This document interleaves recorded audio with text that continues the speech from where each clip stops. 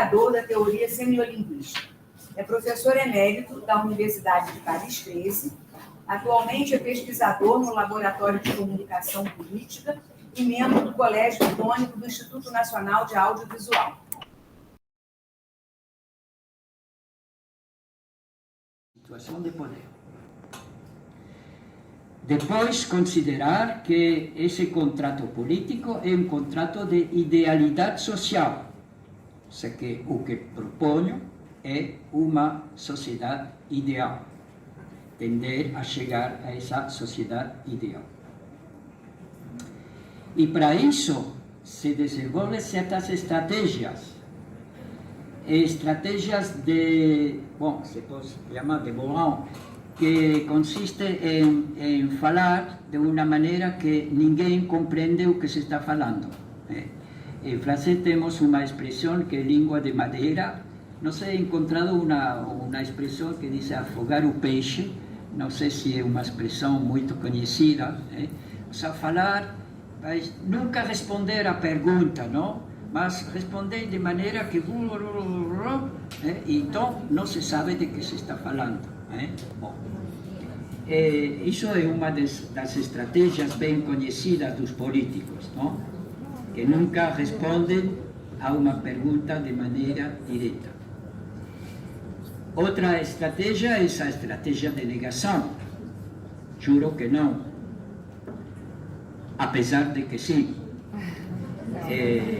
Foi o caso de Bush, bem conhecido, com a guerra de Iraque, e essa questão das armas massivas de dissuasão. Bom.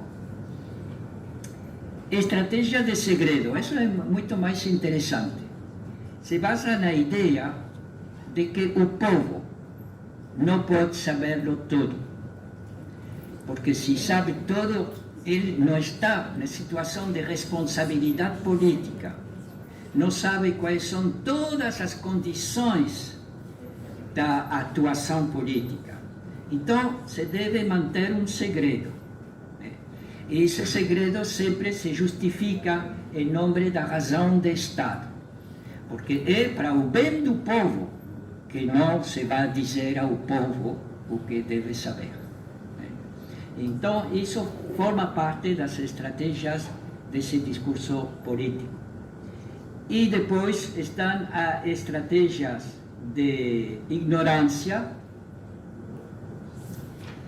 que é um jogo também bem conhecido em política, não? É que passou isso, eu não sabia, só não chegou a meu nível.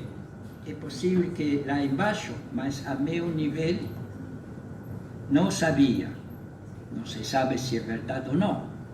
Mas é uma maneira de dizer: eu estava na ignorância total dessa decisão, por exemplo, suponendo que se estiver no conhecimento desta situação, então houvesse atuado de outra maneira.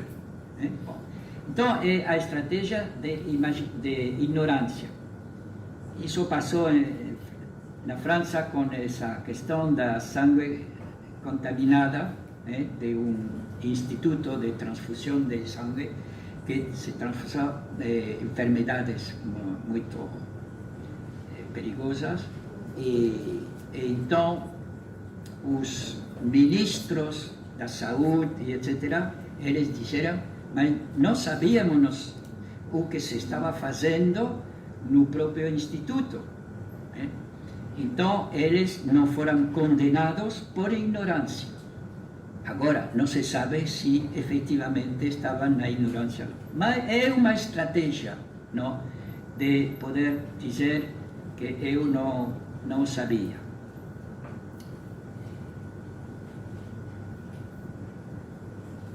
Então, termino com isso. Por que é uma manipulação voluntária com efeito de consentimento?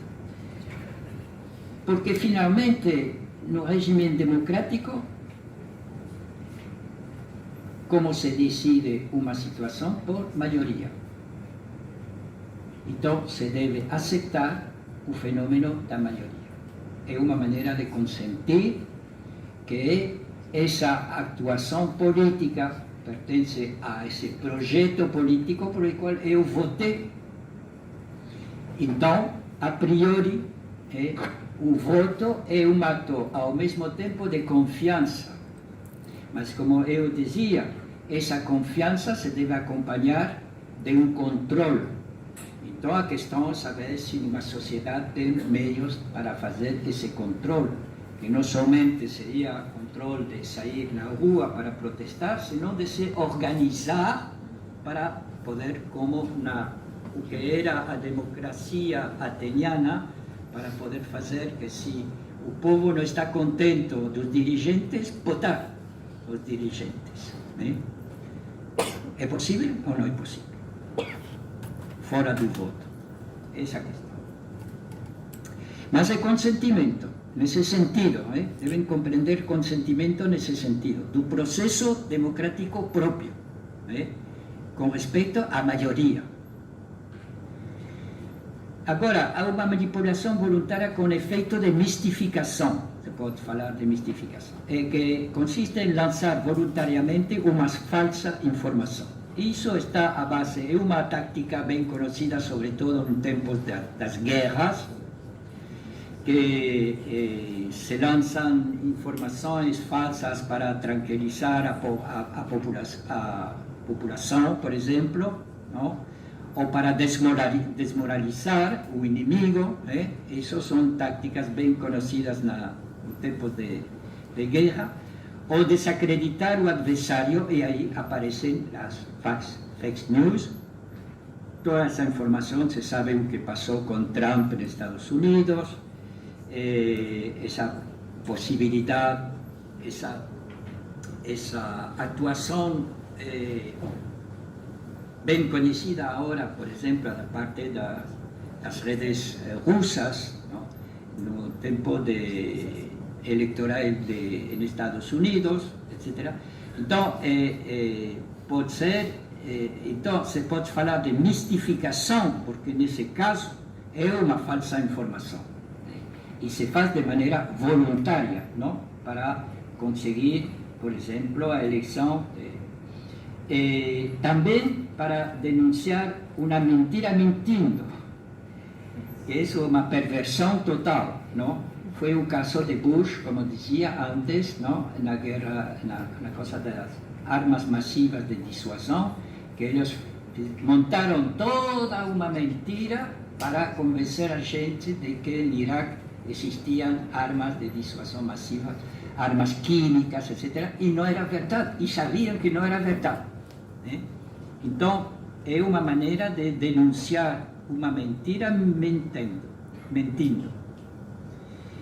E depois está também, se pode colocar, nesse caso de manipulação com efeito de mistificação, a propaganda profética, sempre que se acompanha de um discurso prosélito, anunciar, por exemplo, grandes, no caso da religião, os profetas, por exemplo, que prometem um futuro ou que dizem que pode chegar o castigo de Deus se a gente não se comporta de certa forma. E falei ontem também dessa coisa de que durante a pandemia houve grupos nos Estados Unidos evangélicos dizendo que a pandemia procedia do castigo de Deus porque os homens não se comportam segundo um pecado, então é normal castigar os seres humanos que não se comportaram segundo os valores da religião. Mas, ao mesmo tempo, se Deus castiga, Jesus salva. Isso foi todo um discurso durante a pandemia em certos países, na França não, por exemplo. Então, fora da religião está também essa questão de anunciar catástrofes. Se chamam os colapsólogos, a colapsologia. Antes falava precisamente dos casos de medos antropócenos, de medos apocalípticos, que surgen siempre que tem umas catástrofes como tsunami, terremotos, etc. ¿no? E então, muitas vezes há uma propaganda profética. Se deve pensar agora o que está passando com o clima. Qual é a parte, sabe que sempre há essa questão, de saber se qual é a parte do conhecimento e da descrição científica dos processos do clima e qual é a parte de todo um discurso quase de colapsologia, dizendo que então os seres humanos devem viver de outra maneira, sem comer carne, sem comer peixe, sem carros, enfim, todo um absolutismo de comportamento que seria mais bem de tipo apocalíptico, no sentido de que o ser humano então viveria de outra maneira. Então a questão é saber em que medida há uma parte mistificadora na maneira de defender uma causa, que seja a causa do clima ou de outra causa. Sempre que se defende uma causa, a partir de que momento isso passa uma raia, passa uma fronteira e chega a um absolutismo, e por isso se pode falar de discurso prosélito. Bom. Ou também está ao inverso, todos os que prometem um futuro que cantam. Isso foi o grande discurso, não, da época do comunismo totalitário soviético, não? Que eu mesmo lembro quando ia desfilando nas ruas, o discurso era: não lutamos por nós, lutamos por nossos filhos, ou seja, por um futuro. Esse futuro será um futuro que canta, será um futuro bom. Já não, agora o presente não é bom, mas lutamos por um futuro bom. E é normal que todos lutem por um futuro melhor. Agora, sempre é o mesmo, não? A partir de que momento uno pode pretender que representa esse futuro bom? Os profetas estão para isso. Ou bem é para denunciar um bode expiatório. No contexto europeu, por exemplo, o bode expiatório são os imigrantes. Por esse grande movimento de imigração que vem dos países do Médio Oriente, por exemplo, uma parte também dos países de este, e que se considera que vai a reemplazar, a substituir toda a população que existe, não?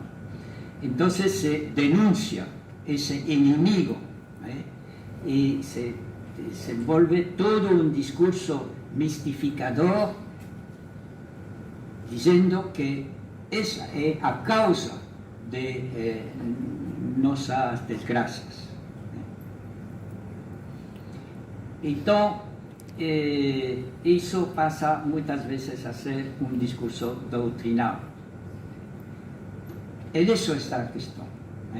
Saber se o discurso se converte em um discurso dogma, se é um dogma, ou se somente é um discurso explicativo. Se é um discurso explicativo, não tem problema, se discute.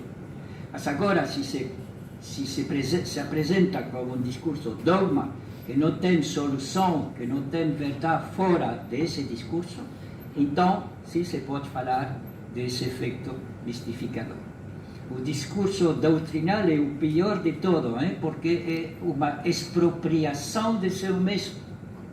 Eu não penso por mim, penso por a doutrina.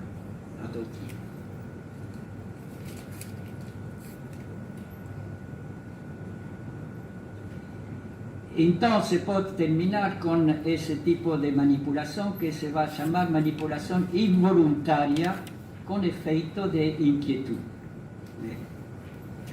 é todo o caso do contrato de informação. Então, parece forte falar de manipulação mediática. Os jornalistas, por exemplo, sempre disseram, nossa intenção não é manipular a gente, é informar a gente. E, efetivamente, é a definição do trabalho do jornalista, informar a gente. Se for somente o jornalista, quase não teria problema. Se o jornalista é uma pessoa honesta, então ele vai tentar contar o que vê, o que compreende e explicar. Mas o problema é que o discurso do jornalista não chega nunca diretamente ao leitor, o telespectador ou o ouvinte da rádio. Passa por a mecânica mediática, toda uma posta em cena da mídia, que seja a rádio, a televisão ou a prensa. Por isso, se precisa fazer uma diferença entre o discurso jornalístico e o discurso da mídia, com toda, se poderia dizer, da mecânica da mídia, a mecânica da mídia. Toda essa posta em cena, essa apresentação, a maneira de elegir as informações, somente maneira de elegir informação. Por que elegir esta e não outra? Por que dar mais importância a esta e não a outra? A maneira de apresentar de maneira dramática, se se pode dizer assim, a ideologia das mídias é uma ideologia de dramatização antes de ser uma ideologia de partido político, sempre que a instituição mediática não esteja ligada completamente a um partido. Mas se não está ligada a um partido, para poder chegar a ter mais grande número de gente que vai comprar jornais ou que vai olhar a televisão, etc., então vai dramatizar os eventos. Então se pode falar de uma manipulação involuntária, no sentido que eles vão dizer que não querem manipular, mas de fato, por todo esse processo, não, de posta à cena da informação e da dramatização, cria um sentimento de inquietude e de medo, muitas vezes. Também passou isso com a pandemia, não?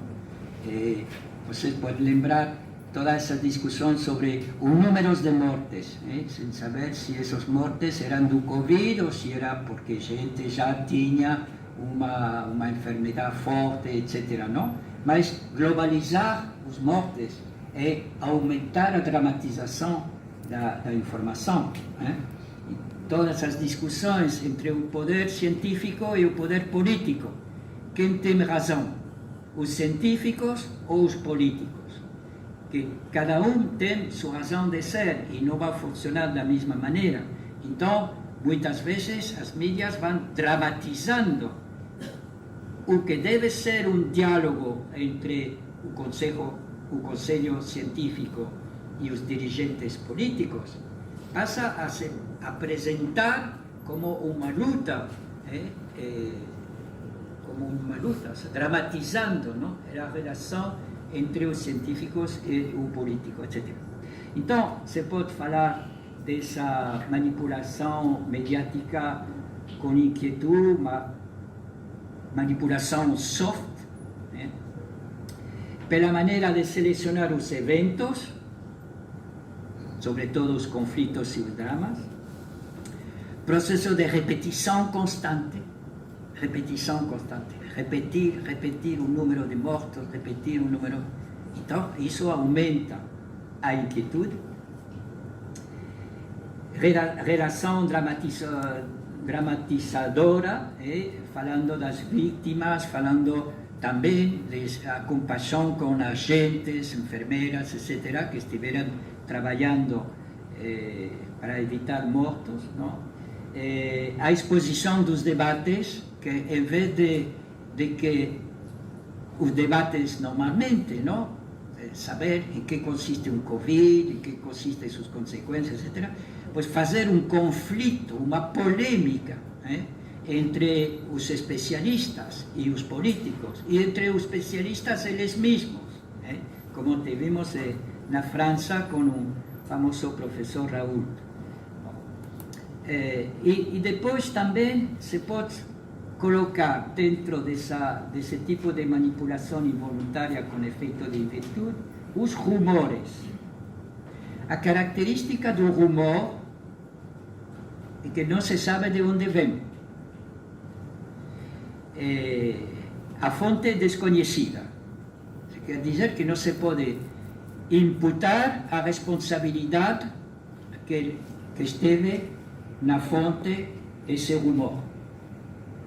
Sempre que não seja uma estratégia bem pensada de um grupo, uma pessoa que vai a lançar um rumor, como nos casos de festos. Mas o rumor em si, o problema do rumor é que o rumor tem esse doble efeito de criar medo e ao mesmo tempo de se expandir muito rapidamente, precisamente porque não se sabe de onde vem, porque não se conhece a fonte do rumor. Porque se se conhece a fonte, imediatamente se pode culpar ao responsável, se não se conhece a fonte. É assim como nasce o complotismo, o conspiracionismo. Complô. Conspiração por parte do rumor. Bom, então, termino com esse exemplo que já apresentei em várias ocasiões para mostrar como se pode manipular jogando com os contratos de comunicação. Isso forma parte da publicidade de Benetton, que teve uma campanha mostrando a igualdades entre raças, de uma imagem como esta ou imagem como esta, igualdade entre raças.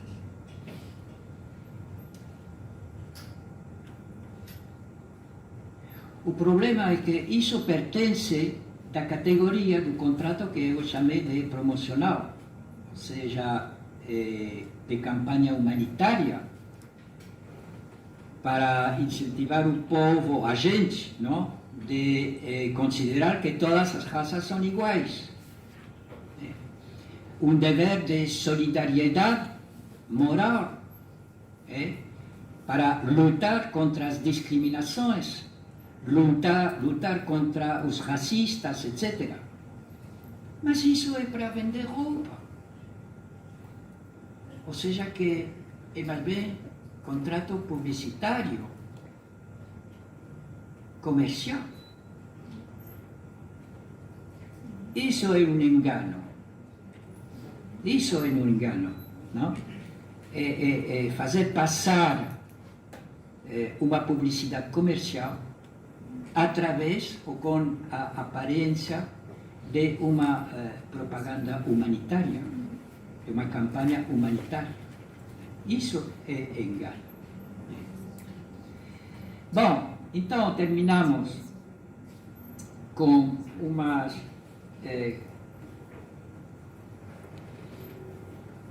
considerações gerais.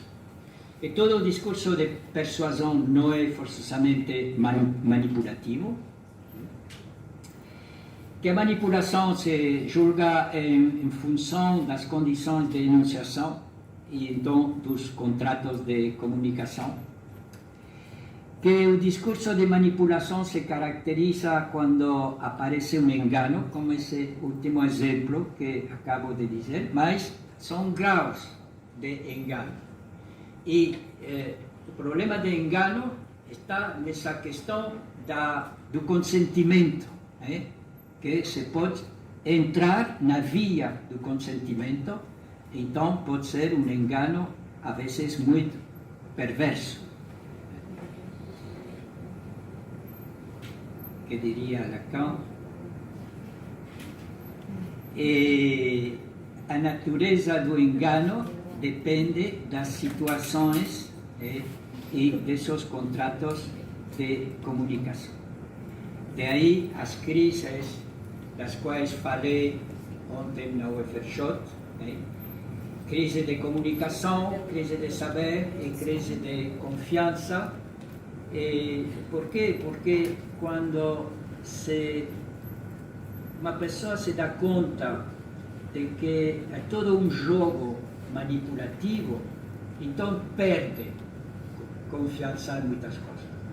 Perde confiança no saber e então substitui o saber de conhecimento por um saber de crença. A minha opinião é a única que tem valor.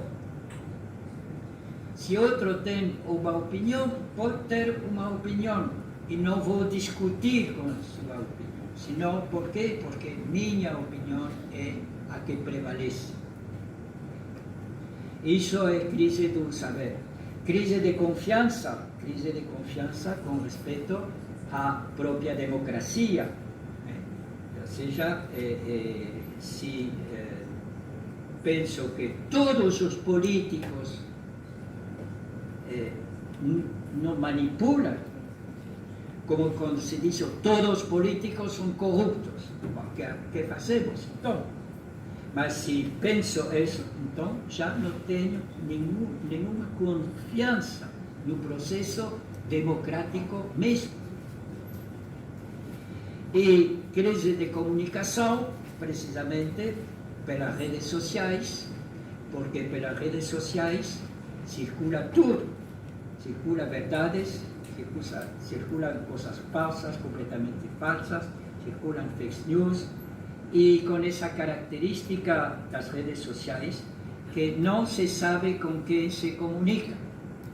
Isso é um processo novo, não, das redes sociais, que por primeira vez, antes isso não existia. As novas gerações devem saber que antes não existia comunicação com uma pessoa que não se sabe quem é. Comunicação de anonimato. Porque sempre a outra pessoa, não sei, quando eu passo pela rua, não conheço essa pessoa. Agora, se eu quero saber qual é a hora, por exemplo, por favor, pode ser, imediatamente se vê uma relação entre um passante e outro passante. Uma pessoa que vai pela rua, outra pessoa que vai pela rua, e se estabelece já, minimamente, mas se estabelece uma relação. O outro não é anônimo, não preciso saber como se nome, etc. É uma pessoa. Pelas redes sociais, muitas vezes, quando não é um grupo Facebook, etc., se fala com pessoas que não se sabe quem são. É o anonimato total. Ontem falei dessa experiência que se fez num grupo de psicologia social, em um grupo de jovens, de debater de uma questão muito conflitiva por internet. Então, o resultado, que foi uma luta com insultos, de muita agressão entre eles, sobre esse debate, sobre essa questão, porque era uma questão muito conflitiva, sobre relações entre homens e mulheres. E depois, esse mesmo debate foi entre nós mesmos, né? Entre um grupo de alunos, em presença uns de outros. E as relações totalmente distintas, se respeitava o outro, somente, não se conheciam, somente a presença física do outro, a cara, como diz Levinas, o filósofo Levinas, a presença da cara do outro impõe imediatamente alguma coisa de tipo da dignidade, de respeito do outro, etc., que faz que não se fala da mesma maneira em presença de uma pessoa que se é à distância sem conhecer ao outro. isso para as novas gerações, que seja uma coisa que tenha consciência, porque é muito importante, não, que as relações entre indivíduos sejam relações de presença moral. Obrigado.